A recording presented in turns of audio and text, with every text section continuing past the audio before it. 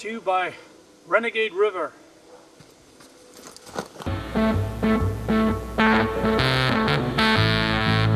Welcome to the Renegade River Show. My name is Mike Hewitt, and today in the studio with us is our guest, Thomas Norton, who is a candidate for Michigan's 73rd House District.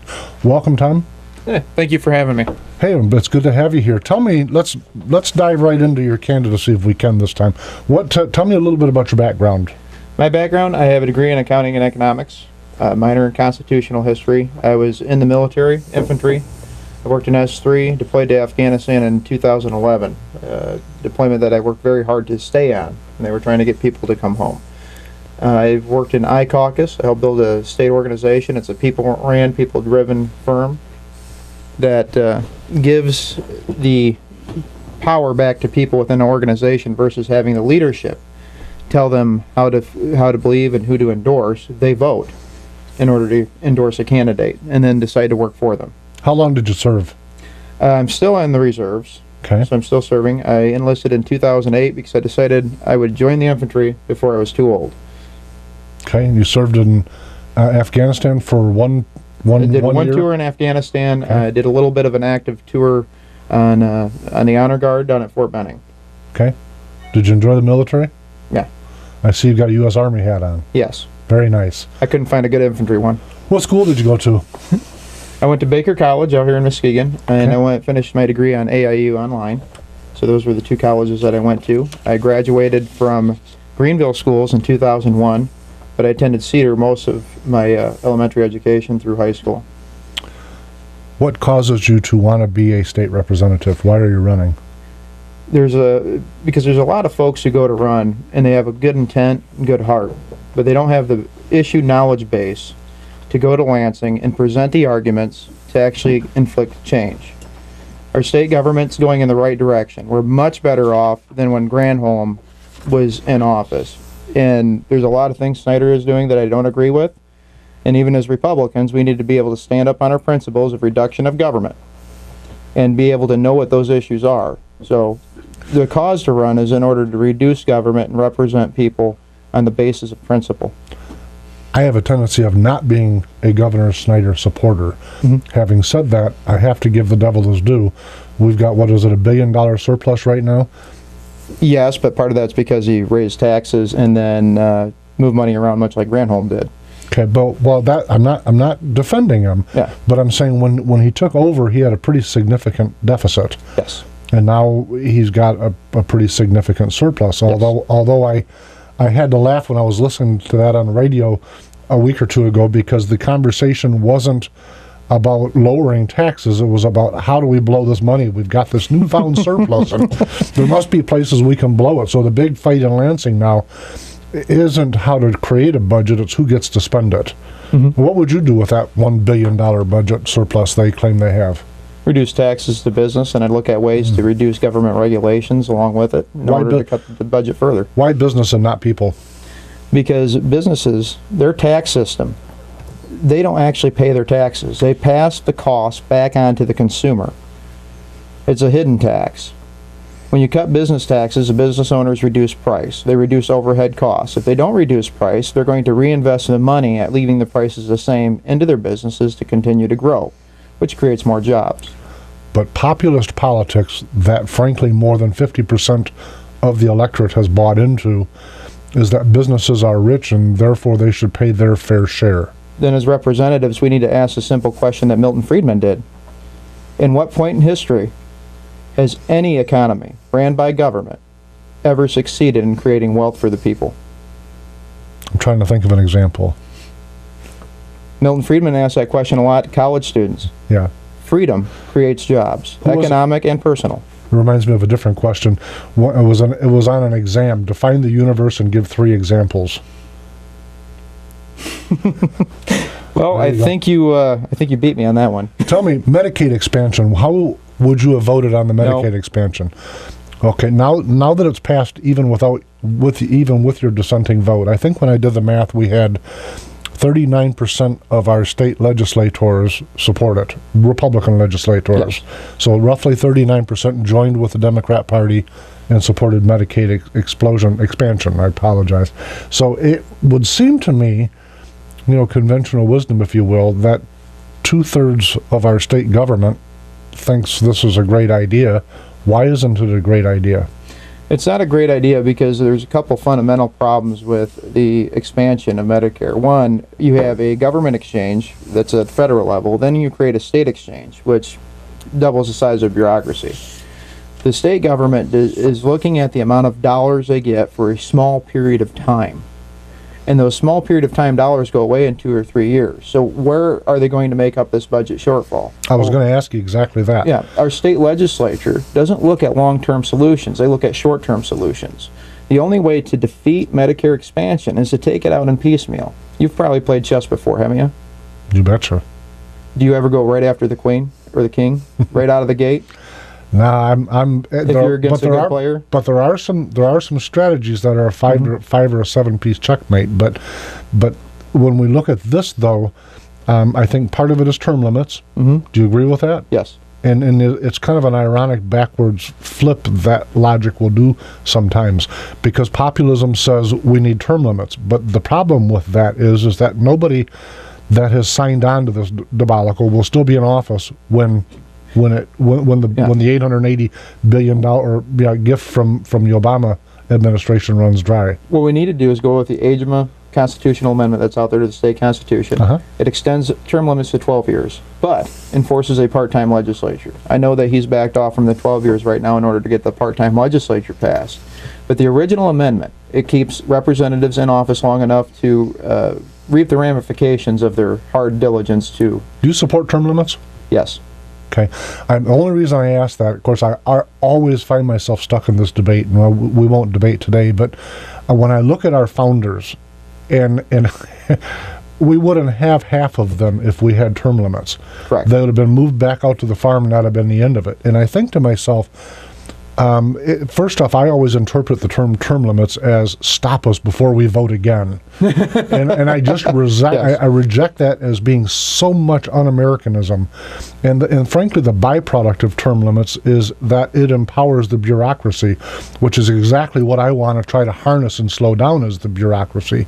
So those folks that are state government and union employees are really the people that are in charge of our government, not these people that are passing through and campaigning 50% of their time.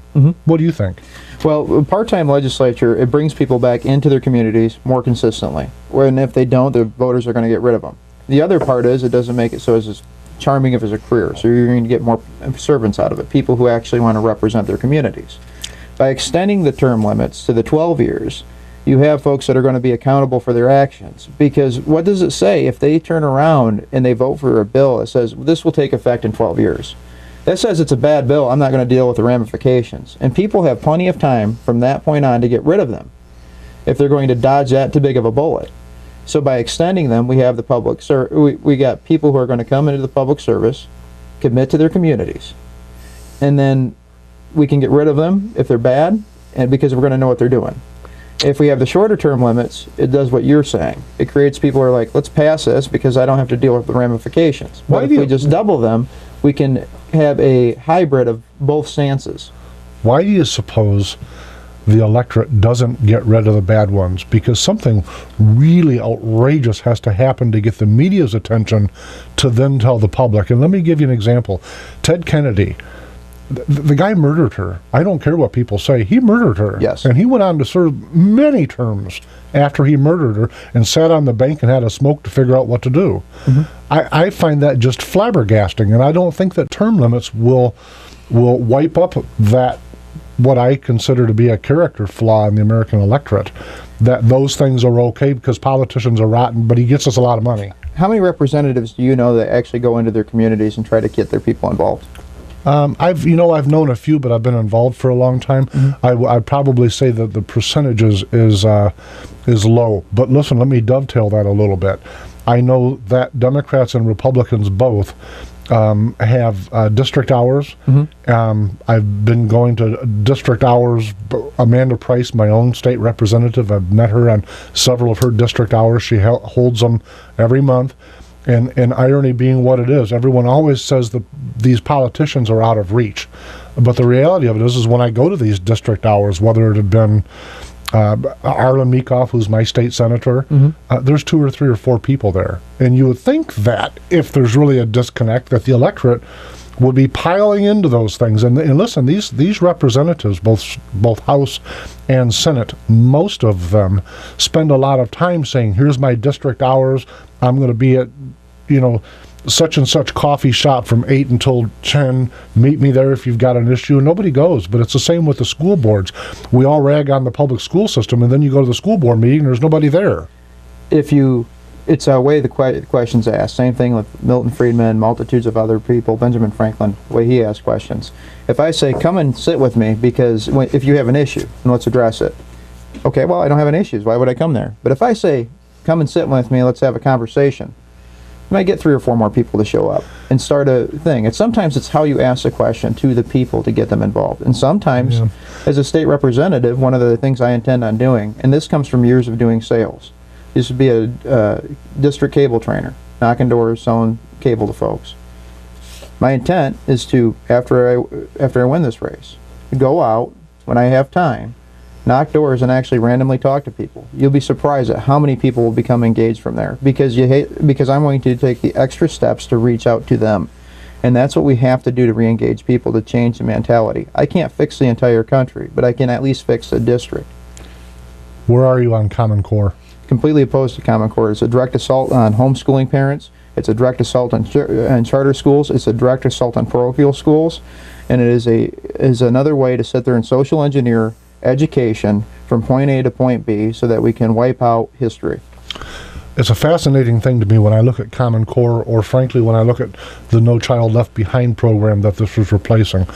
If you take Michigan as an example, you've got about a 25% college graduation rate in Michigan, and yet you've got well into the high 90% range of our high school curriculum that's geared for college preparatory courses. And then when I look to the vocational technical centers, it appears from the outside looking in, I don't want nobody shooting at me, but from the outside looking in, it looks like they say, okay, this guy skips a lot, or this girl skips a lot, or these people aren't academic, let's send them to the vocational technical center and get them out of our way. And I think, wait a minute, who's going to be tomorrow's electricians? Who's going to be our plumbers? Who's going to learn trades? So you get young Sally and John, and they've spent 13 formal years in public education, and they leave school without any marketable skills whatsoever. So as a trainer, to your point as a trainer, I was also a trainer, I'd get a young person in and I'd have to train them. Before I could train them, I'd have to teach them how to learn, because up to that point they'd only been taught how to memorize until Friday's test in pursuit of government funding.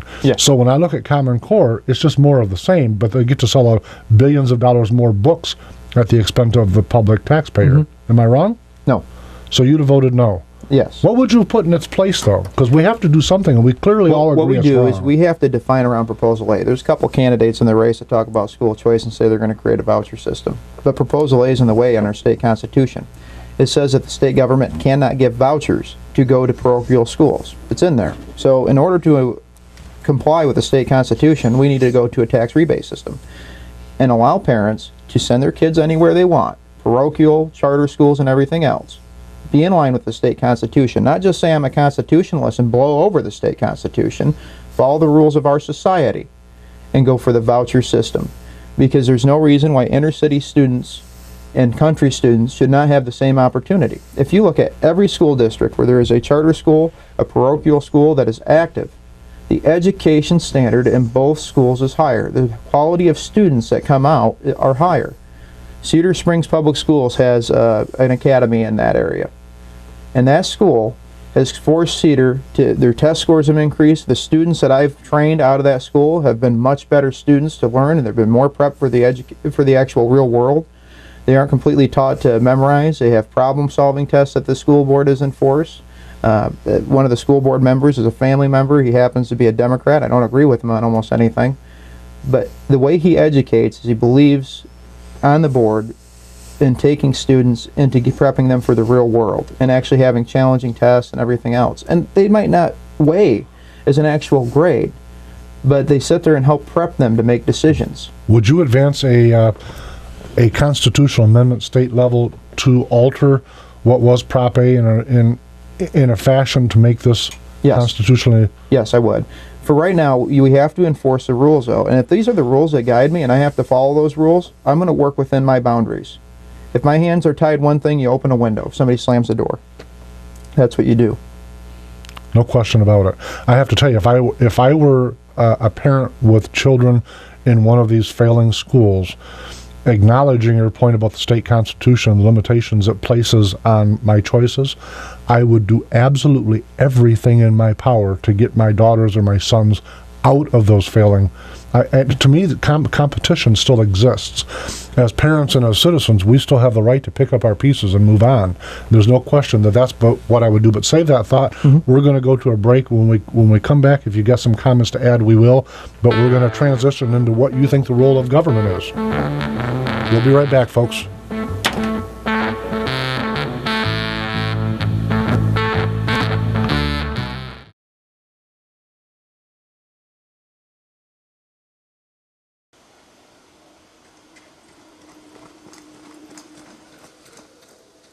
Brought to you by Renegade River.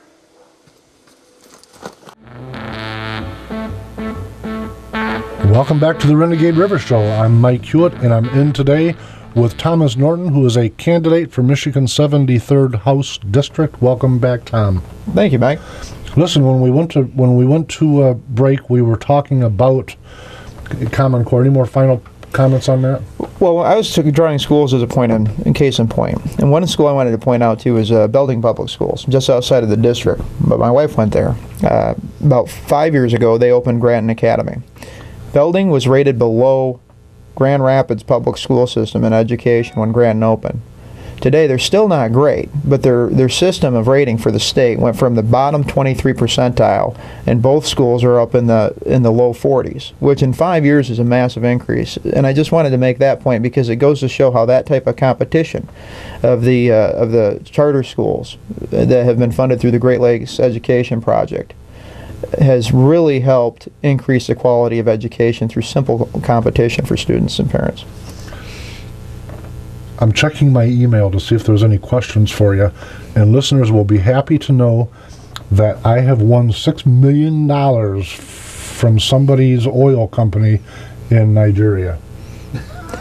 That is called the Nigerian 719. If you get those emails, don't, because they're actually an international criminal organization that we've fought in multiple countries. Just so you know. I don't think you and I have any disagreements on Common Core at all. So tell me, now I'm still looking for the bump in the road here. Tell me your view. What is the role of government in America? Get out of the way. So government should get out of the way, period?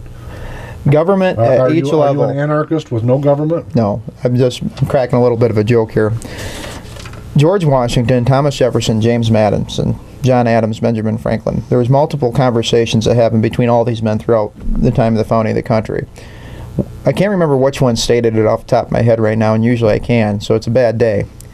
But they said that the United States was too vast, too large, with too many people for the federal government to sit there and make decisions for them, for all the people. So they created a republic. Each state, if you look at the original state constitutions, reduce it to the county level. Counties reduce it to the township. The most local base of government helps increase community involvement in government. The most local base of government helps make sure that everybody has the personal responsibility and some skin in the game. Government needs to be reduced. For instance, if you want to create jobs in Michigan, you can look at the EPA. We have a federal EPA, we have a state EPA, we have a county EPA, cities have city EPAs. Well, as a state government, let's eradicate the state EPA, move it to the county level as being authorized through them. We can cut state cost, and the counties are going to operate that much better. Kent County is different from Muskegon. Not drastically, but ever so slightly. But I can tell you, Kent County is drastically different from Wayne County in type of thought and population makeup. So if we reduce government to the most local level, people are going to be more, my hope and my belief is that government will be more responsible. The state legislature should be there to kind of operate it so the counties can operate. The federal government should be there in order to defend the United States and enforce its constitutional roles. What do you say to the people that, I'll use a real cliched argument, but I think it helps maybe shed some light on a difference, not between you and I, but in America, a debate that's been raging for 70 years. Folks that would maintain that if the government didn't force you to save money with Social Security, you wouldn't save money, and therefore you become a ward of the state, totally dependent in your later years. In other words, government is wiser and you're not, so they're going to force you to save. What do you say to folks that truly believe that must be a role of government to do that? If they really want that to be a role of government, they need to fight for a constitutional amendment, because that's the rules of our society. I don't agree with them at all. Prior to the Social Security Trust Fund, churches took care of the older folks, families took care of the older folks. Every time government has gotten involved, it's broken down the core family. As we have broken down the core family, anybody watching can sit there and see the kids running around. I have seen soldiers that have served with me. There is a degradation there that is an assault by government to sit there and say, we know better than your parents.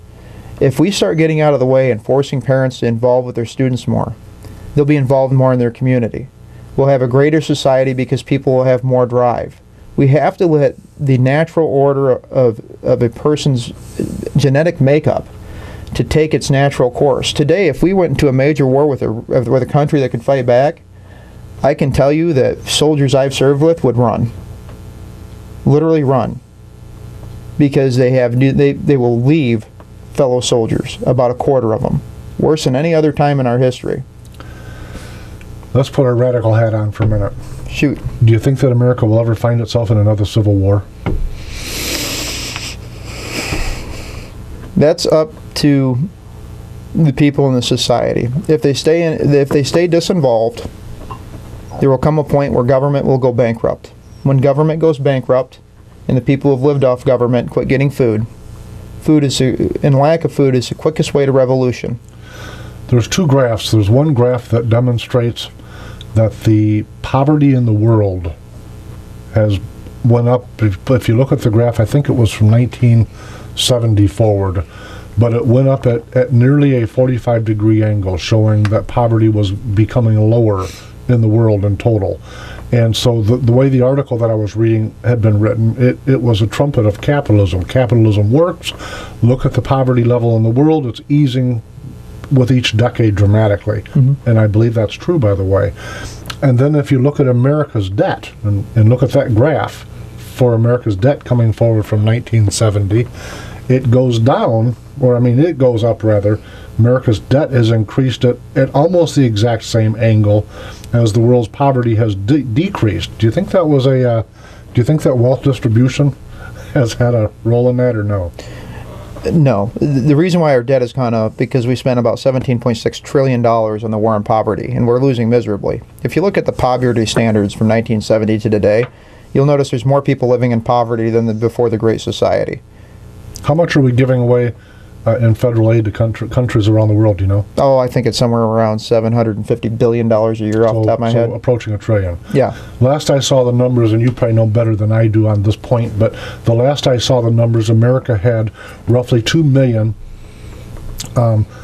soldier and civilian personnel stationed at a little more than 150 U.S. bases. I'm sorry, I'm saying that backwards. A little over 1,000 U.S. bases that are built on the soil of 150 sovereign nations. Yes. So when I look at the debt, and when I talk about world poverty, I have a difficult time extracting some of that from the conversation. If they were going to reduce the size of military, what the government needs to do is look at regionalized deployability. We have the technology to do this. We could cut the military budget by reducing the size of bases. Rework the agreements with countries instead of sitting there and paying them for the base. Sit there and say, hey, if you want a U.S. military base there, then you need to allow us to be there with no charge, much like they did Britain for multiple years. There's countries like Djibouti, the Horn of Africa, very large military installation, joint force exercise. If that country makes money off the soldiers going out on the town, They would leave that base there for free. We wouldn't have to fund them anymore, and we would have regionalized deployability. But we could close down 3/4 of the bases on that side of Africa. Move out, close out most of the bases in North Africa, move into Italy, a safer, more friendly country. Seems to me that a lot of those bases are left over from World War II and from the Cold War. Yes. And so these are wars that we're almost shadow boxing with ghosts at a tremendous expense. And listen, I'm a huge military hawk. Having said that, I want us to be able to defend our own borders, not somebody else's borders. Yeah. So I want the most powerful military in the world here in America, not somewhere in Africa, some country I cannot pronounce. Am I thinking wrong on that? No. Regionalized deployability brings more soldiers home, reduces the footprint around the world. It makes it so that we can have more impact if we have to go to war. Going to war is always the last option. And then our borders. Thomas Jefferson said a nation without borders is no nation at all. I believe he's exactly right. In fact, I just recently wrote a really small piece on exactly that. What concerns me, though, is that even the conservatives on this point, and when I say even, I should back up a second. The reason a lot of this exists is because conservatives have been convinced that being conservative supporting the military, without asking, what are we doing with that support? Being conservative is believing in your country, in my mind, in personal responsibility. So nationalism is what the liberals would say you just said. The liberals can say whatever they want. There you go. The liberals probably aren't going to vote for me. You don't think so? No. Guess what? There's 25% liberals in this country. About 60% of America identifies themselves as moderate conservative. I like my voting bloc. It's funny that you say that, because one of the questions I had for you today was that it had always been a rule of thumb to call America center-right. And in the last 5 or 6 years, through Obama's fundamental transformation of America, there are a lot of folks that say he has transformed it to now being center-left. Is that true, or what do you think? It's because the Republican Party is not presenting ideas. Look at some of the stuff I've said today. I'm certain I've probably presented a few ideas that other folks haven't actually. They're arguing the same arguments as I am, but they're not sitting there and coming up with solutions to the problem. If you never come up with the solutions and ideas based upon principle and logic, you have nothing for anybody to believe in. Because I can sit there and say, I oppose Obamacare all day long, but why? How am I going to get rid of Obamacare? Well, I'm going to chisel it down in piecemeal. I'm going to take those pieces off the chessboard. You know what I find fascinating about Obamacare? I'll share with you real briefly, and then we'll transition to a couple other topics. But what I find fascinating about it, and I'm looking for your reply, is we're asking, in my mind, the wrong questions. And of course, I've said this on this show a lot, but we're paying on average for an in-hospital stay $9 for a individual single Motrin tablet and $6 for a cotton ball. And we've got almost all of America asking, how should we best pay for these things? And I go, what? Why are we trying to pay for a $9 Motrin tablet rather than saying, we're not paying $9 for some silly Motrin tablet? That's outrageous. And the example I've often given is if you went to the Ford store and you said, how much for the Ford Focus? And the salesman said, $5 million. You'd say, that's insane. I'm not paying $5 million for it. And he'd say, you're not. Don't worry about it.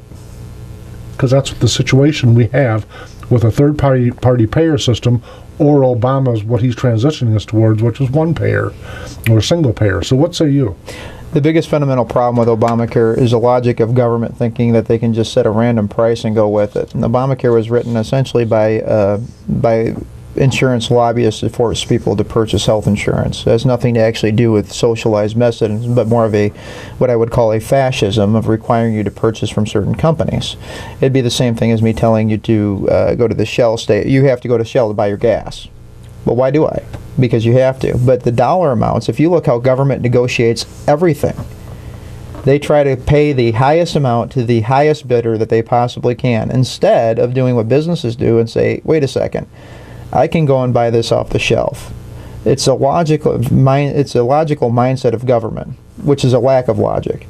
To sit there and say, hey, this is $9, I'm going to go buy this, instead of sitting there and going and paying $3.25 at Walgreens for their Motrin, walking in there and saying, hey, here's something that cost me 25 cents from the store.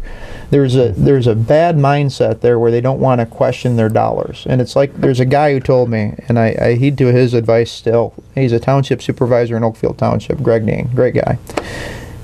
It's not so much spending the money. It's questioning every dollar before you spent it. Because you are the steward with the people's money. I can't fundamentally answer everything with Obamacare. I just can't. But there is a basic logic that's wrong with government, that we're going to blow money without ever questioning it. To me, it's really fundamental, easy. They don't care about the $9 Motrin tablet, whether it's the insurance or government, because neither of them are going to pay for it. We are. They're not a shepherd of their own money. They're a shepherd of ours, and that makes them a lot less focused on shepherding each dollar as if it were their own. Tell me this, though. First off, who's the current sitting state representative in your district? Pete McGregor. Is he a good guy? He is. Pete, there's things that I disagree with Pete on, and there's things I agree with Pete on. So he's a moderate, or is he a conservative, or what is he? He's more of a moderate conservative. Okay, so more moderate than you? Yes. Okay. The reason I'm asking you that is, would you be opposed to primarying if you had a state representative in your district that was just over the top, too liberal for you? Yes. You'd be opposed to primary? Well, no, not opposed to primary. I would primary him. You would primary him? Yes, if he was too liberal. So this guy's not over the top liberal? No, he's not over the top liberal. Okay. Pete, when he makes decisions, tends to actually go to the community, talk to them, and then he makes decisions. And then he has good intent, and when I disagree with him, or he disagrees with people, even if they aren't the groups that helped him get elected, he will go and meet with them to explain why he did something. And those are the things I respect about Pete. Kind of like Shirky, who came on this show to explain why he advanced Medicaid explosion. Listen, I don't agree with anything the man said, but I gave him huge kudos for actually not being one of those guys that pointed and blamed it on somebody else. Yeah. And he stepped up and said, yeah, I'll come on the show and tell you why I did it. Well, yeah. I don't agree, but he was honest. Pete added an amendment to it that he sat there and what was his terminology? I polished a turd. That's what he said for Medicaid expansion, because he had an amendment that helped reduce it. And I sat there and I looked at Pete and I was like, you realize your amendment, you voted for it because your amendment got on there. He voted no and then he voted yes. Yeah, well, he voted no on the additional funding and yes on the expansion, and because he polished it and reduced it. And I looked at him and I was like, the problem with that, Pete, is that when it goes to the state senate, it doesn't matter your amendment being on there. They're probably going to remove it. And do you honestly think that the federal government, with how they're overreaching into states anyway, is going to care about your amendment? And after he thought about it for a few minutes, he's like, well, probably not. If there were a state amendment proposal that caused it so that the state legislature, any law that was passed, would have to identify its funding. Do you follow what I'm saying? Yes. There's a constitutional amendment that demands that every law passed, if it's spending money, it must include a funding direction. So in other words, it would say, this is the Constitution, what we're relying on constitutionally to be able to pass this, and this is where the funding is going to come from. Does that make sense? Yes. Do you think that would tie him down a little bit? I think it'd probably drastically slow down the state legislature, because then what they're going to have to do is explain why they're spending the money. They won't be able to hide it and shuffle it. Yeah, see, that's one of the things I kind of get a kick out of when I listen to the media talk. Media loves to beat up on the concept of gridlock. I love gridlock. I think our founders purposely set up a system that would cause gridlock, because gridlock causes the government to slow down and not be reactionary, but to take action. Does that make sense? Yes. Am I thinking wrong? No, I don't think you're thinking wrong at all. I mean, if you look at most of the founding fathers, there was the Federalist Papers and everything else. James Madison, as they were coming from the Articles of Confederation, because those had failed miserably, they moved to the U.S. Constitution in 1787, amended it in 1791. All of these guys continued in public service after the Constitution was written, because they were afraid of other people coming in and manipulating it. They were. So they wanted and they had conflict with each other the whole time. Thomas Jefferson and John Adams, I mean, they ran against president each other. They started the political party issues that we're having. They wanted the conflict, as you're saying, to move us forward. Listen, before we transition to a break, remember the one word association games people would play? Yes. Where I say something, you got to think of one word that best defines for association. If I say, I'm going to say Governor Snyder, what is the one word you'd use as an association when I say Governor Snyder? Moderate. Moderate. Okay. Folks, we're going to take a break and we will be right back.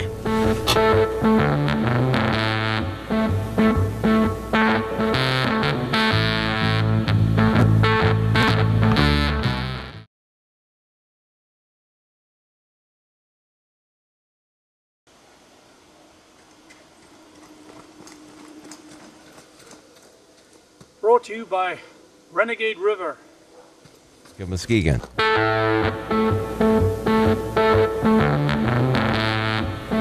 Welcome back to the Renegade River Show. My name is Mike Hewitt, and we're in today with Thomas Norton, who's a candidate for Michigan's 73rd House District. But before we get back to the interview, just a couple quick announcements. First, and I'll say the first part that's maybe the more funnier, Monday through Friday, beginning tomorrow, I'll be sitting in for John here at 10:90 a.m. on the Talkin' Muskegon. And the part that's funny about that is I'm not a morning guy. So when they reached out to me, I thought, are you sure you want me there first thing in the morning? But we're going to be okay. I'm looking forward to doing that. I'll be Monday through Friday, Talkin' Muskegon, first thing in the morning right here. But beginning next week on Charter Cable's TV Main Street channel, the Renegade River Show will be on. Literally on TV, Charter Cable TV Main Street channel. It'll still be here at 1090 WKBZ AM in Michigan's News Talk Radio, but we'll be on YouTube like we're always. We're going to be on iHeart like always, but we'll be on cable TV. I'm really excited about that. Same time, noon to 1 o'clock on Sundays beginning next week, both radio and TV. So that's my step-in big announcement I wanted to get to before we ran out of time. So you're not opposed to, well, how about gun control? Do you want to control my gun rights? I think it would be very hard-pressing to find somebody who supports the Second Amendment as much as me. What do you say to the people that just unequivocally say guns kill? Well, guns don't kill people, people kill people. So when you look at Russia with very, very minimal guns, and their 5 times murder rate, you say, see, there you go. Well, let me use Great Britain. My favorite's Great Britain. Great Britain's had pretty good gun control. They have armories where they got to go hunting, and the farmers can only have shotguns. They have only a couple hundred murder deaths a year, but you know that they have I think roughly per population, I think last year's number was about 48,000 people who died from stab wounds. People are going to kill people no matter what. See, in Russia, they like blunt instruments. I mean, their big one over there is baseball bats and stuff like that. Let me quote Joseph Stalin. One man with a gun can control 100 without one. Absolutely. And the point of the Second Amendment is not for hunting or anything else. The government should be scared of its people, not the people scared of its government. Freedom of speech is protected by the concept of the right to keep and bear arms. If you didn't have your right to keep and bear arms, what is to say that the government would not sit there and take away your free speech? And you're questioning what they're doing. This show couldn't exist if they sat there and you had a couple hundred people controlling that system.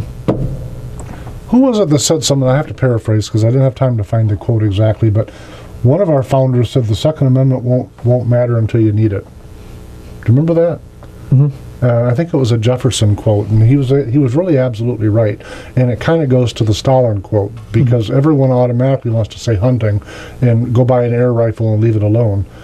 None of those things, there's nowhere in contemporary the world now, and there's nowhere in history where the rationale can be documented. But the irony to it is with the gun argument and looking overseas for examples, which is why I did that, is progressives absolutely love to look for overseas, to use somebody else's constitution somewhere, even on our Supreme Court, to rationalize things.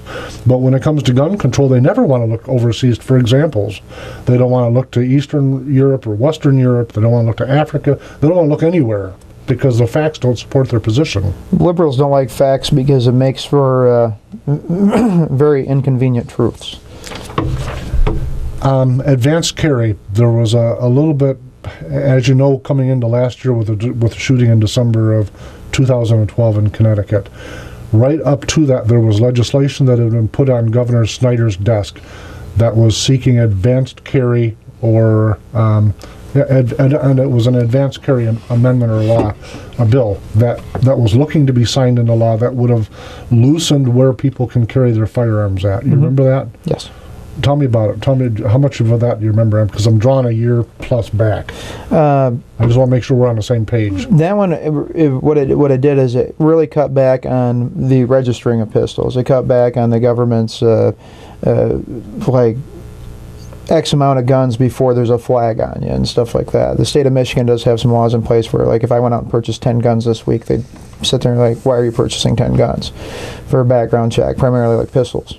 Well, I own a gun shop, and so I'm the person that most often in my shop, 100% of the time, am administering what's called Form 4473. That's the federal form. So it's your application. It lists your name, your address, asks you have you ever been, found to be mentally incompetent, etc. I remember one fellow starts laughing. He checks no, and his wife hits him. Yes, you have. I think you're mentally. Anyway, that was They kind shouldn't. Of a fun time. The government just wants control of what people are doing. You think this is about control? Personally, yes. Okay, so if you had your way, there'd be absolutely no government legislation, The no only laws whatsoever. Well, the only people that shouldn't have guns are felons. I do support a criminal background check. Okay, it feels like. Let me give you some examples, and just to get a feel for how your view is. It feels like. Let me give you an example. If I called you in for a background check. If you'd have been special forces, and I can't back this up with data, I can only tell you what my experience has been in my shop. It feels like those people that have had special forces background find that they get delayed for a little bit further review. They do, because the federal government has different things on there where they try to go under larger scrutiny, because those guys tend to have, if you have any combat trauma, a lot of guys either A, go off the deep end, and the government thinks that they're protecting society from them going crazy, and the other guys quit shooting guns. And the federal government just has an additional regulation on anybody with a secret security clearance or higher for scrutiny. If I went and purchased a gun, I'd have additional scrutiny. I own a lot of antique rifles. I barely shoot anymore. Antique being previous to 1898? I got a couple of those, like World War II, World War I, Civil War, Spanish American. Government they don't think those are guns. So you could have a Gatling gun. That's okay. But you would have to ask for permission to buy a shotgun, even though Vice President thought it was a great idea. Yeah. Let's go back to education a little bit before we run out of time here. There's been a proposal floating around. I think it was sponsored by, in fact, my own state representative Amanda Price, that asked that would have called for a child not reading to a certain proficiency rate in the 3rd grade to be held back. I didn't support that because I felt that decision should be made between the school teacher and the parent to hold a child back. I think that's pretty significant to make a decision like that based on the development curve of some children at that age. What do you think? Would you have been able to support her bill? No. What was your reasoning? Yours is pretty on for me, so I can't elaborate on too much. But the problem is, it's back to the same exact argument I had on Social Security. The more government gets involved in between the parents, the teachers, what's going on within core families, the less people will be involved. The lazier they'll become, the more they'll watch TV, the more they'll get on Facebook.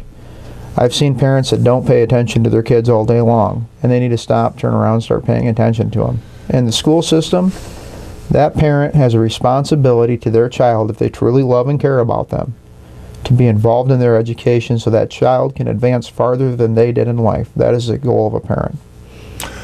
Yeah, when I helped raise my 4 daughters, what I believed was my function was to help my daughters become productive citizens that could be self-sufficient, that wouldn't have to depend on anybody but themselves. Now, all 4 of them are happily married. They have kids. I feel in that area very blessed, but I think it's because they were raised to be self-sufficient and not be forced to depend on somebody. So I don't think those things are happenstances. And frankly, I think it feels like two things. It's a double-edged sword because it feels like society wants to blame teachers, and I certainly don't subscribe to the logic that our educational drama in America, and it's a very negative drama in my view, but I don't think that's all the fault of teachers. I think it's the fault of some parents that say, there's the refrigerator, there's your computer, enjoy, by the way, I'll be back in a while. So that's a concern. But before we run out of time, tell me your take on illegal immigration. The United States needs to go through and close the borders. We have terrorists that can come through the Canadian border, they can come through the Mexican border. It's very easy to cross either one of them. We need to build a fence and reform how immigration is taken care of. We right now we have a 7-year wait for legal immigrants. Let's fix the process. Let's build the fences and say, here's what we're going to do.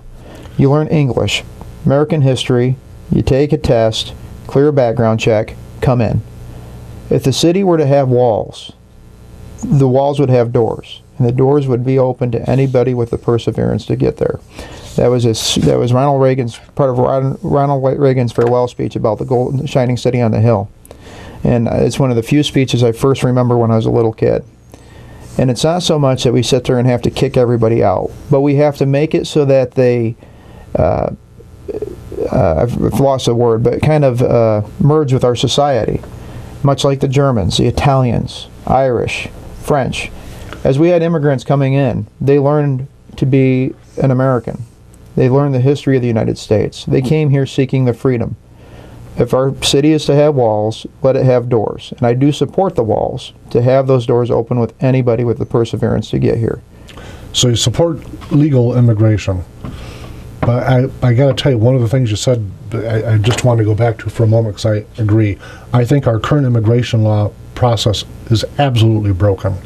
Now my story, for comparison, is a fellow that I belong to an organization with, a volunteer organization. He spent 18 years from the time he first made an application before he was able to be in America and transition from where he came from in South America to here. Did it all legally. 18 years is insane. Yeah, that's why we need to reform that system. And then illegal immigrants, there's a key word in that, illegal.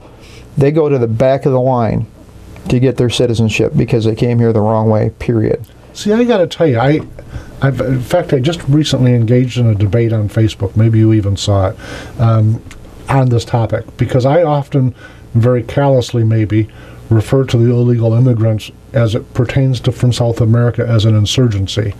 I'm not trying to be disrespectful to individuals, but when you're dealing with a wall of people that are in the many millions, last I saw the numbers, it was equivalent to the entire state of Michigan, Ohio, and Indiana combined that are here illegally. That's not a few immigrants that snuck across the border.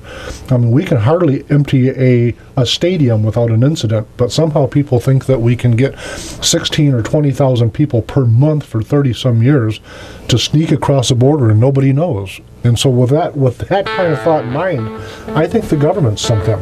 What do you think? I don't think the government sent them. It's just another example why government shouldn't be in charge of it. We're going to talk about it again. Folks, Tom, I appreciate you being on. Folks, I will see you next Sunday on the air here and on Charter Cable TV's Main Street channel.